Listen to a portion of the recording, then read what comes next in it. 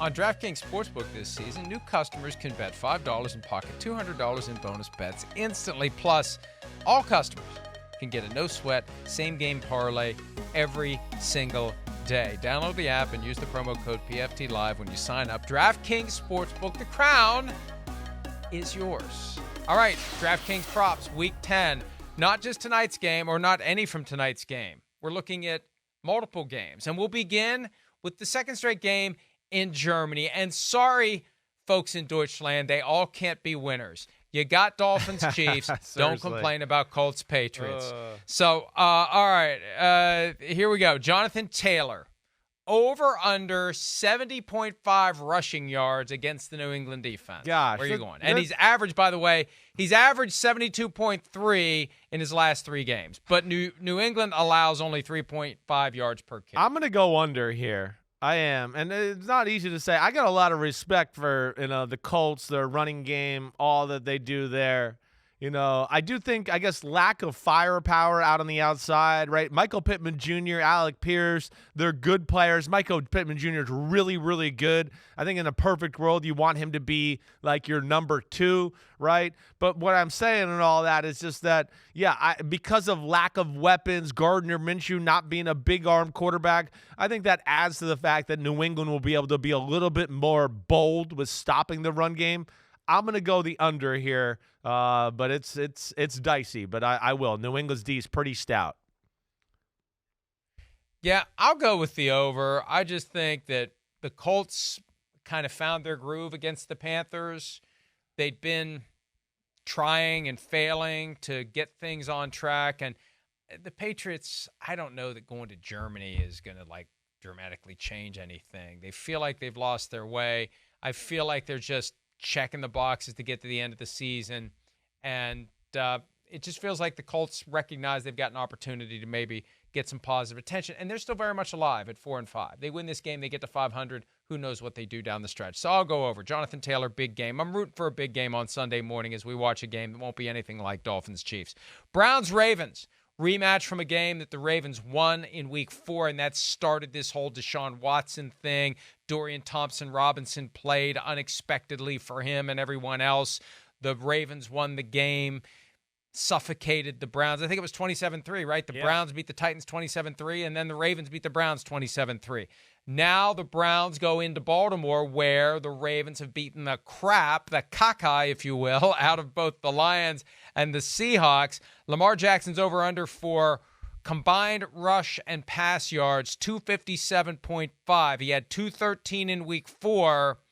What's he going to have on Sunday? Over or under 257.5? Ooh, this is a tough one here. Man, this is tough. I feel like I'm going to go under here, all right? And I don't think it'll be by a lot, but I guess I just have too much respect for this Cleveland defense. I feel like if I'm Lamar, you go into this game with a little bit of a conservative nature, right? Like we talk about with some teams. You play Cleveland, you have to almost on the offense as a quarterback think a little defensively, at least in my opinion. Don't let Cleveland's defense win the football game. Right? When in doubt, throw it away. When in doubt, take the sack. Don't try to get something off, strip sack, fumble, or ball pop in the air, interception, pick 6. Cleveland has proven that their defense can almost single-handedly win them a game by themselves. They're that good there. So I'll go under here. I could see it being a day of he has a few good runs, but nothing special. Maybe throws for right around 200 yards. And then other running backs have a good day off of that running the football, and they win a ugly defensive struggle type of football game. At least that's what I kind of expect. So I'll go under, Mike. What are you going to do here? Well, I mean, the Ravens have just been so. I know their offense is on fire. Andrews told me after that win over the Lions, now's the time to stack some wins and separate, and this is a great way to separate. They got 3 5-3 teams behind them. They got to start knocking them out when they get the opportunities. Yeah. And I think I'll go over. In large part because we never come back and revisit these and say, hey, you were right, you were wrong. We need to do that. Probably will start now. Nobody cares. Nobody cares about whether we're right or wrong. I care. They just want to know what we think in advance. So I'll go over Lamar Jackson with the 257.5 combined pass and rush yards. I forget about these by the time the games come around. All I care about by the time the games start is kicking your ass on the straight-up picks, which I barely did last week, 4-3. This is gonna. I think this is not gonna be a headline game. I feel like, but for me it is. I think this is a phenomenal football game. You talk about a game with studs all over the football field, and then two teams that pride themselves in kicking the crap out of the other team right now.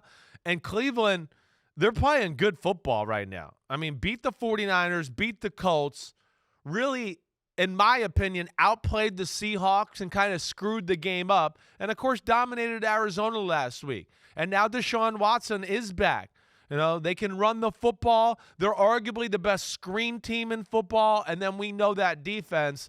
I'm excited for this one. There's going to be some hard hitting in this one. Hey, there's 5 games this weekend with both teams at or above 500. Yeah, I like that. One of them. So, yeah, I think it's a game that's got some cachet for the 10th Sunday of the regular season. Here's another one with both teams at or above 500. The Texans at 4-4.